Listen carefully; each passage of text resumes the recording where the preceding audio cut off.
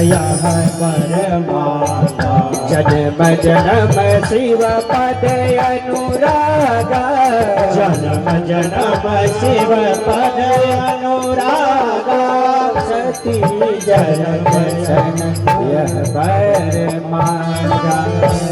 सती जब जगते समय भगवान शिव का ध्यान करके वर मांगती है, हे प्रभु जितने बार मेरा जन्म हो मुझे पति के रूप में आप ही प्राप्त हो। सती जर गई। भगवान शिव के पास संदेशा पहुंचाया दूतों ने, भगवान अनर्थ हो गया, सती प्राण त्याग दी। भगवान शिव की क्रोधाग्नि उत्पन्न हो गई, जटा निकाल करके पृथ्वी में पटक दिया। वीरभद्र नाम का एक दूत उत्पन्न हुआ, भगवान का गण है, शिव अंश है। राजा दक्ष के जग को विध्वंस कर दिया, तहस नहस कर दिया, दक्ष के सिर को काट दिया। अब देवताओं में त्राही मच गई, जग अधूरा हो गया, और जग अधूरा होता है तो अनर्थ हो जाता है पृथ्वी पे। सब देवताओं ने मिलकर ब्रह्मा जी से स्तुति किया, भगवान नारायण से स्तुति किया, जाकर के शिव को मनाया जाए, क्योंकि शिव जब तक प्रसन्न है तभी तक संसार का कल्याण हो जाएगा और होता रहेगा। जिस दिन शिव क्रोधित हो गए उसी दिन महाप्रलय हो जाता है। शिव के कोप को कोई शांत नहीं कर सकता। भगवान एक बार जटा हिला देते हैं ना तो केदारनाथ जैसी घटनाएं होने लगती है। इसलिए शिव को प्रसन्न रखिए, कल्याण स्वरूप हैं और बड़े दयालु हैं, बहुत दयालु हैं भक्त भामन। जो मांग लो सो दे देते हैं। क्षणै रुष्टा क्षणै तुष्टा, रुष्टा तुष्टा क्षणै क्षणे। एक मिनट में क्रोधित, एक मिनट में प्रसन्न हो जाते हैं, और प्रसन्न हो जाते हैं तो देने में संकोच नहीं करते। जो मांग लो। भस्मासुर ने मांग दिया, सिर पे हाथ रखे जल जाए, भगवान ने कहा ले जा। अब वो भस्मासुर उनके ऊपर ट्राई करने लगा। तो ऐसे दयालु हैं। कुछ भी आप दिल से पुकार लो एक बार, भोलेनाथ को प्रसन्न हो जाते हैं। देवताओं ने प्रार्थना किया, देवताओं की प्रार्थना सुने भगवान शिव। जाकर के दक्ष के सिर को लगाया गया, बकरे के सिर को काट करके लगा दिया।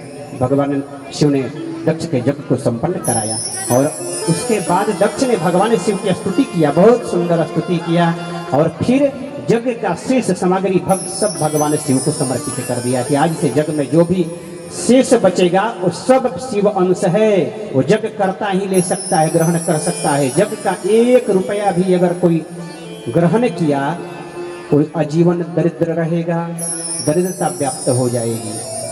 यज्ञ का अंश ग्रहण करने वाला जीव का कल्याण नहीं हो सकता। ये भगवान शिव ने कह दिया, दक्ष ने दे दिया सभी को ये अधिकार। बोलिए शंकर भगवान की जय।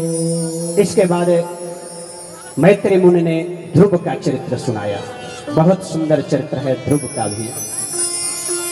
उत्तानपाद महाराज की, ये तो मनु महाराज की 3 पुत्रियों की कथा सुनाए। इसके बाद 2 पुत्र थे, उत्तानपाद प्रियव्रत। उत्तानपाद के पुत्रों की कथा सुनाते हैं। उत्तानपाद बड़े धर्मात्मा राजा हैं महाराज। उनकी 2 पत्नियां हैं, सुनीति और सुरुचि। एक की सुंदर नीति है और दूसरे की सुंदर रुचि है। रुचि सुंदर हो नहीं चलेगा, नीति सुंदर होना चाहिए। उत्तानपाद के 2 पुत्र हैं। बड़ी पत्नी तो सुनीति है, लेकिन उसका पुत्र नहीं हुआ है। महाराज ने दूसरी शादी कर लिया, फिर दूसरी शादी की तो उससे एक पुत्र हो गया।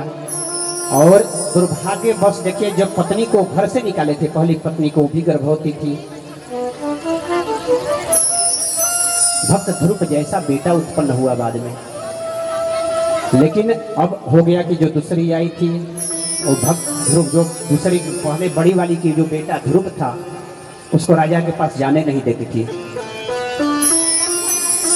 उसको दाह हो गया। दाह बोलते हैं ना, शौक दाह,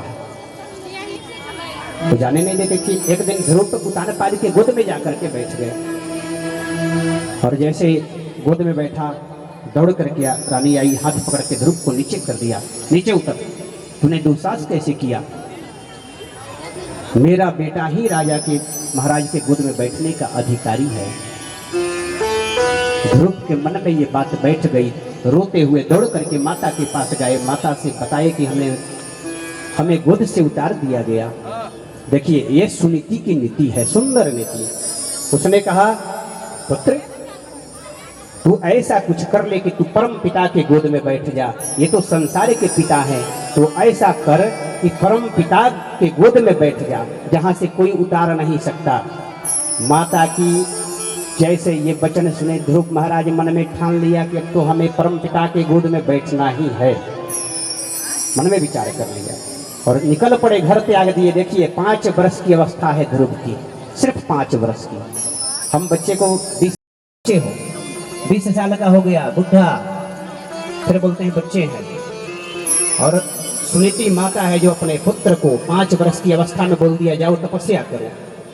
भक्त ध्रुव ने जाकर के तपस्या मन में ठान लिया, जंगल में निकल गए, वृंदावन की ओर जमुना पुलिंद पावन तट पे पहुंच गए। बीच में नारद जी मिल गए।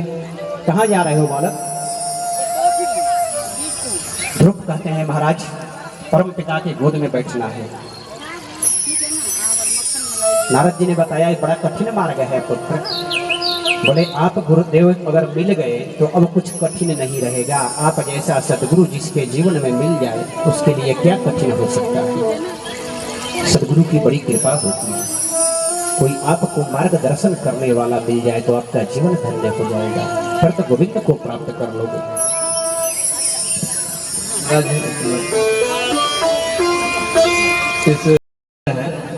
ये लोग महाराज श्री व्यास जी को सम्मानित कर रहे हैं और इनको मुकुट पहना रहे हैं, मुकुट धारण करा रहे हैं और नोटों का माला भी पहना रहे हैं।